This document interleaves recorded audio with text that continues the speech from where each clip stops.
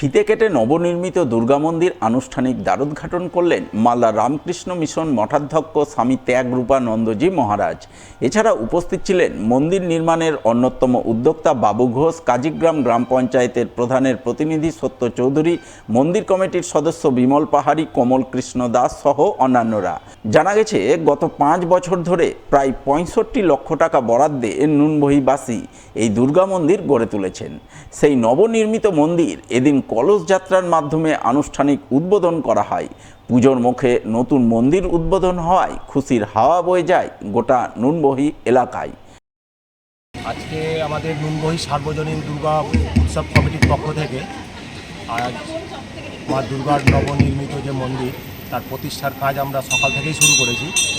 প্রথমে সকালে আমাদের 8টা থেকে ছিল স্থানীয় সদলাপুরে গঙ্গা নদী থেকে জল এনে মন্দির ধৌতকরণ। সেটা সম্পন্ন হওয়ার পর আমরা বিভিন্ন ব্রাহ্মণ দ্বারা প্রতিষ্ঠার যে কাজগুলো, সেই কাজটা আমরা এখন শুরু করেছি। উপস্থিত ছিলেন মালদা জেলা রামকৃষ্ণ মিশনের সম্পাদক, উনি এক্ষুনি ওনার করে এইমাত্র আমাদের এখান থেকে উনি চলে গেলেন আর কি কাজ থাকার জন্য। 65 লক্ষ টাকা ব্যয় করে আমাদের এই মন্দিরটা হয়েছে। এই নুনবহি এই জায়গাটিতে কালী পুজো হওয়ার জন্য একটি মন্দির আছে। সদ্য এবছরে এর একটি দুর্গা মণ্ডপ তৈরি করেছেন, সেটার উদ্ঘাটন হলো।